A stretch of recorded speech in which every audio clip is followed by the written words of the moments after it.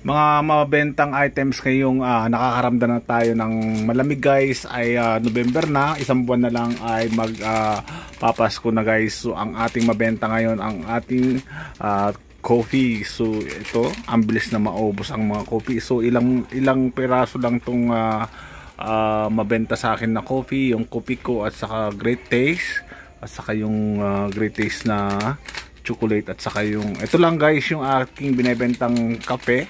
Hindi ako masyadong nag-i-stock ng maraming kape kasi kung ano lang yung gusto ng ating mga customers ay ito lang yung aking binibili. Minsan kasi tumitigas tong ganitong kape kaya hindi ako masyadong nag-i-stock ng hindi binibili dahil alam ko marami ding doon sa ibang lugar ay mabenta rin sa kanila to. Doon sa Pangasinan guys ng pinanggalingan ko, ito talaga yung mabenta ang Great Taste na white. Ito talaga kahit saan naman talaga ay ito yung mabenta. So ito guys ang latest update dito sa ating tindahan, ay dumating na rin yung ating stock na sigarilyo.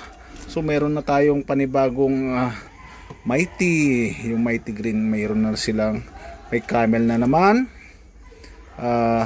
panibagong Camel na naman to. So ang Camel mayroon na naman silang pa-promo ngayon guys. Mayroon na naman silang pakulo. Pag bumili ka ng isang rim ay may tatlong kahang free. So napakalaking tipid mo rin to guys kung may tatlong kaha na free. So pag nakabili ka ng isang rim ay mayroon ka ng free. So ganito yung ating setup sa sigarilyo guys. Hindi rin talaga nagpapatalo si Marlboro Red. So ayan ang ating sigarilyo. So dito sa ating noodles ngayon guys ay isa rin sa pinaka fast moving ngayon dahil malamig na panahon ay talagang tinitira na nila itong ating noodles. At saka itong mabenta yung ating gin bilog. Talagang mapakabilis nito, parang soft drinks lang din. Napuno to kahapon ngayon ay naubos naman. Pero ito nagkapag-refill na naman tayo ng panibagong 4 cantos guys. So yun, yung ating alak ay punong-puno na naman. Ating Bugnay wine. So yan ang ating Bugnay wine. At talagang naman ang ating pang display. So yun, nakapag-grocery na rin tayo guys ng ating mga biskwit dito. Kompleto na dahil tuloy-tuloy na naman ang pasukan. Kaya nakapag-refill na naman tayo ng ating mga pang URC na product to. So check natin lang maigi. Minsan may mga pre ito, may mga pre. Asan yung mga pre nito? Ayan, may pre yan eh. Ayun, may mga pre. May mga pre dito guys. Bebenta natin to ng 10 pesos. So additional income natin yan. So, dito at mabenta rin to sa atin. Ang ating Cloud9, mabenta to sa mga nagbabasketball, 10 pesos ang isa ko dito. Ang ating Cloud9, ito mabenta rin to. Box din ang binigay sa atin. Ang Chucky, walang kamatayan Chucky, yan, mabenta rin yan sa atin guys. Yung ating soft drinks ay medyo tumumal ngayon kasi malamig ang panahon guys. So ang binabanat naman nila ngayon ang ating Red Horse. Ngayon magdi-December guys, isang buwan na lang magdi-December na. Naglalabasan na naman ngayon ang mga paninda. Napakadami na ngayon nagtitinda dyan sa bayan guys. Ay kailangan sumabay din tayo. Kailangan alamin din natin ngayon yung anong mabenta dito sa ating tindahan ngayon. Lalo ngayon ang malamig. Ready na tayo guys dun sa maraming customers. At naka-ready na tayo dun sa ating mga pambarya panukli dahil sunod-sunod na naman yung mga activities dito sa court guys. Ay kailangan tayo ay magiging presentable dito. Ayusin natin yung ating tindahan, punuhin natin.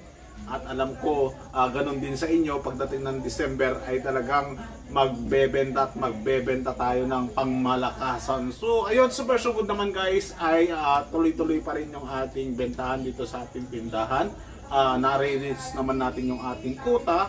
Sana kayo rin ay okay rin yung inyong benta. So nakikita ko lang na problema dito sa amin guys, kapag umuulan ay talagang bumabagsak din yung ating benta. So dapat alam natin kung ano yung dapat natin ibenta kapag tag-ulan. Nandiyan yung tuyo, itlog, dilata ay kailangan mayroon tayo niyan. Yung munggo ay wag po tayong magpapakawalan yan. At saka wag po tayong manghinayang kung maliit man yung ating benta. Kapag tag-ulan, bumabagyo, ay talagang normal po talaga yan. At magti 3 years na tayo, ay nadaanan na natin yung mga bagay na ganyan guys. So ayun, kung ikaw ay baguhan pa lang, huwag kang ma-disappoint kasi alam naman natin na kasama yan sa negosyo. So super good naman guys ay tuloy-tuloy naman yung ating delivery. Hindi naman tayo na short sa ating yung ating cash flow. Yung cash natin ay tuloy-tuloy naman at nakukuha naman natin yun. So pagdating naman sa ating pag-iipon, siyempre hindi natin pababayaan yung pag-iipon dahil yan ang goal natin. Magtabi po tayo para sa atin, para sa future, at saka wag po natin gagalawin yung para sa tindahan para hindi po basta-basta malugi yung ating tindahan at lumalaki pa at lumalaki pa. So ayun, napansin ko na dito sa ating tindahan guys, ay nakita ko na yung capacity ng mga community. Nakita ko na kung anong dapat yung aking ibenta, kung gaano karami lang yung aking ibenta guys. At kahit mayroon kang capital, kahit kaya mong bumili ng maraming items, kung yung community mo ay hindi nadadagdagan, so ganun pa rin yung total sales mo ng maghapon kahit damihan mo ng iyong paninda, kung konti naman ang taong pumupunta sa tindahan mo. So dapat alamin mo yung demand at saka supply. Dapat makikilala mo yung mga taong nasa paligid mo, yung mga tinatarget mo. Mamaya mag-stock ka na napakarami, ay aabutin ka na pala ng expired dahil hindi pala nila gustong bilhin yung mga in-stock mo. Ay ikaw din yung matatalo, matutulog din yung capital mo guys. Tulad ngayon, taglamig, mabenta yung ating mga coffee. So mag-stick lang po tayo doon sa ating diskarte. Huwag po tayong paliko-liko, huwag po tayong paiba-iba. Mag-focus lang po tayo sa ating tindahan.